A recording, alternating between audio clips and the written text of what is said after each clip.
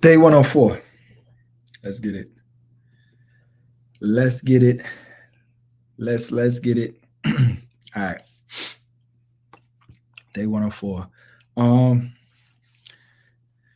this video is brought to you by StreamYard. If you are interested in starting your own podcast or daily stream, use StreamYard. For promo code and savings, click the link in the bio. Oh man. Anyways, all right, we in here. Let me present this video for y'all. Here we go. My favorite con artist was once asked, have you ever conned the same person twice? He said, yeah. The interviewer said, how? So he was doing investment scams. He said there's two types of victims. The first kind of victim was the type that he couldn't scam twice. This was the one who would figure it out and immediately go straight to the SEC or the FBI. The second type, though, this was the type he could scam twice, was the kind who would call him to confront him. And it would go a little like this. The person comes in screaming, or they call, you stole my money, you're a fucking thief, I'm calling the police, I'm doing this and that and the other. And he would be like, oh, wait, I'm so sorry. There must have been some type of misunderstanding. My assistant told me that you okayed this investment. She must have got you mixed up with somebody else. No problem. I will go ahead and wire you back your $500,000 right now. The client, well, no, you only owe me $275,000.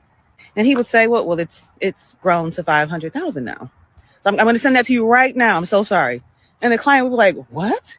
The investment is doing that well? Oh my God. No, keep it. Matter of fact, let me send you another 100,000 to add to it. Another 200,000 to add to it. Confronting a manipulator just makes you vulnerable to more manipulation.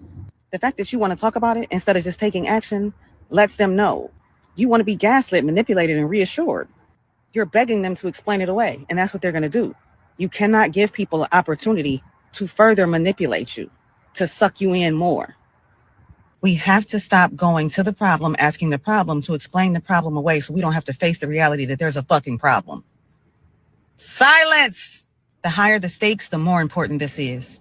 A lot of people think I'm scary, and I'm not. I can't fight, I'll admit that. But that's not why I don't confront people. Once I peep game, there's nothing you can say. I don't even want to hear it. I know I'm right. Always, bitch, always. I have old friends and exes who to this day have no idea why I disappeared out of their lives. I peeped something. I figured some shit out. That's why. Confront them for what? So they can lie? Try to convince me I'm crazy? Manipulate me? Gaslight me? I don't want to hear that shit. Why would I subject myself to psychological abuse or lies when I know I'm right? My favorite All right. So what she said about the con artist, I'm sure a lot of people will hear that and think, yeah, she's right. But when she started mentioning exes and friends and family that she cut out, that's where she's bugging, right? Because you could think that you are right, and a lot of times you're not right. And being that you didn't confront them, you think you peeping game, and your own judgment is incorrect. We all been there. I'm when I say that my discernment, my intuition is extremely high, so I really be knowing what's going on, I still be wrong sometimes. That's why I'm still willing to talk to people, because I'm gonna be wrong. You know what I mean? So it's funny that she just knows, like, for sure, oh, if I peep game, what did you peep? Sometimes what you think you peep is not even accurate. So you'll be cutting people out of your life for misunderstandings. You know what I mean? And you got to be wary of that. I guarantee you there's some people that she cut out of her life that I'm sorry, I got a message. That she cut out of her life that she felt was trying to get over on her. And because she was afraid to have that uncomfortable conversation, she just cut them out. Give them a chance to talk. You know what I'm saying? Let them explain. It's not that they're gonna gaslight you. Some people could have done you wrong, and then you confront them, and then they say, "Yo, you know what? I did do that. I apologize. I didn't realize I did that, or I did realize I did that, and I didn't know it hurt you, or maybe I was mad because of something she could have done. She could have done something to them, and they feel like, well, she did that, I'm doing that. Now, I'm not big on the petty thing. You know how I feel about that. If you watch any of my old videos, though, being petty sometimes is necessary to teach a lesson, but only if it's to teach a lesson, not just to be petty. You know what I mean? For them to actually understand, because they're not understanding when you're trying to just verbalize to them normally. So sometimes you got to give them a taste of their own medicine so they can see how bitter it is, right? But all in all, the person could have done something to her because maybe she done something. Maybe they didn't like something that she done. So don't be afraid. Like, people, a lot of times people think, yo, I want to keep my peace. I want to keep my peace. So I'm going to just dip, not realizing that you sometimes, or I'm not going to say too much, sometimes you cause them all chaos because you don't even realize you're cutting somebody out of your life that actually could be vital to your life. And it could be from a misunderstanding that you really just thought this particular thing, and it is not how it was at all. And I've seen it happen time and time and time again. And people in my life, like cutting out other people and all of these different types of things. I don't cut people off for just misunderstandings. When I cut you off, it's because we talked about it a lot. And you've done several things to me. And we talked about those things that you did. You know what I mean? And then it starts stacking up. And we discussed it. We argued about it, all of that. And when you just standing 10 toes down on some bullshit, even when you know it's bullshit, even when you know that if it was done to you, you would feel a certain type of way, that's when I get to that point. But it's very hard for me to cut somebody completely out of my life. And if I do, I know you fucked up. They most of the time know they fucked up. That's why I've had so many people come back into my life, friends or lovers, right? They'd be like, they'd try to come back into my life, and either some will apologize and be like, yo, I kind of seen what you was talking about. It could be a year, 2, 3, 4 years later. I've had people come back after several years and they realize where they went wrong. And if they apologize, it's very easy for me to move on from it. Like, I'm like, all right, cool. You know what I'm saying? We good.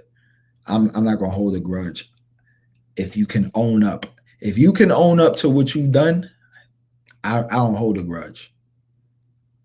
You know what I mean? If I cut you out my life, I'm holding that grudge because, you haven't owned up. We talked about it a lot and you just haven't been able to own up to it. But for the most part, if somebody owns up to it, don't hold a grudge. There's no need to, because a lot of times you be missing that person anyways, right? If you had good times with them, you're gonna miss them. So cutting people out of your life, that shit is corny. People be acting like it's a badge of honor to just be like, yeah, I cut this person out, I cut this person out. It's not.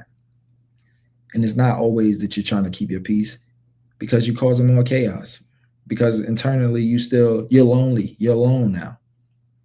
You know what I mean? And then you just move from person to person to person, and you get nowhere, and it doesn't feel good. Then you end up alone, and you end up more stressed when all you had to do was have that one uncomfortable conversation with the person. If it becomes toxic and you really see that this person is really trying to gaslight you, all right, cool. But that's not always the case.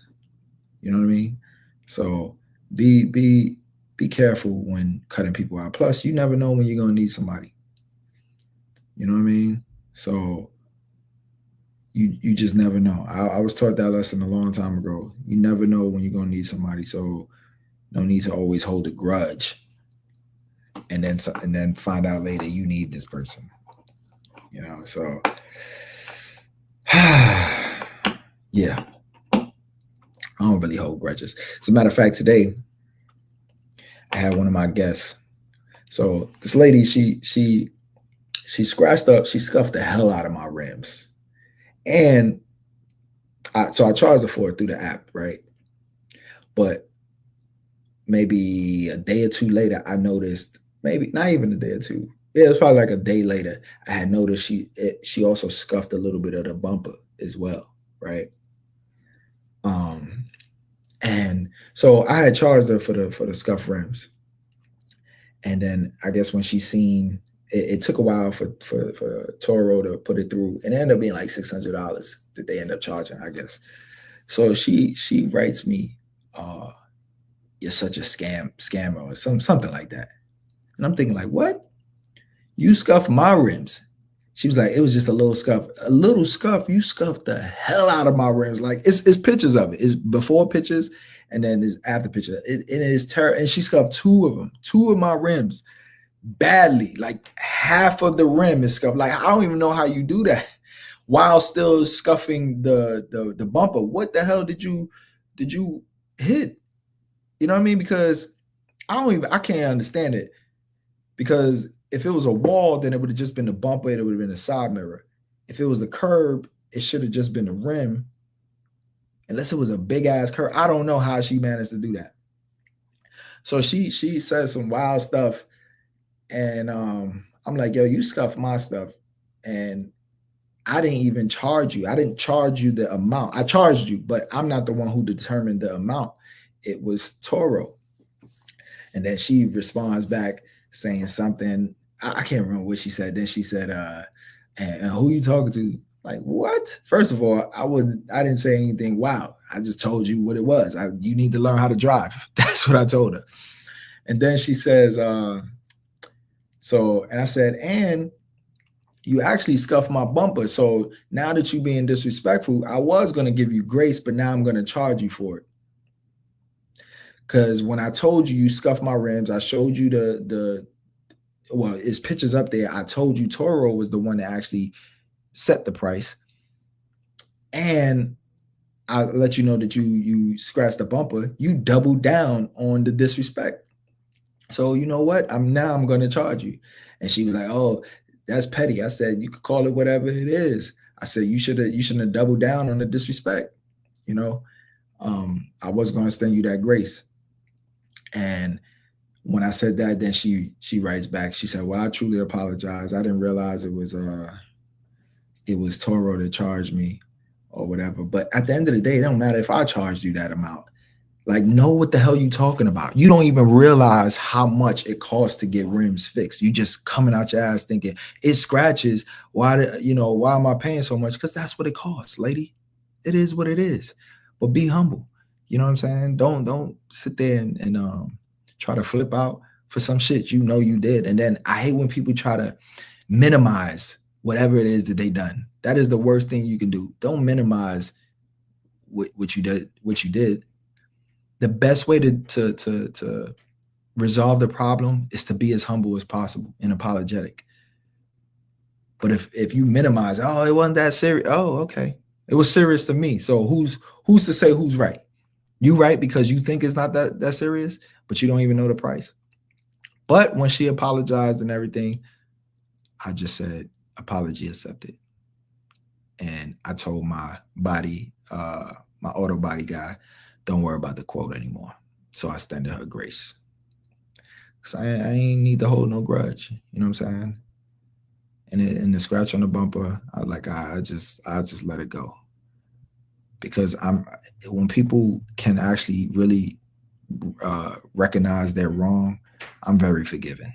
Very, very forgiving. On that note, I'll see y'all tomorrow. Peace.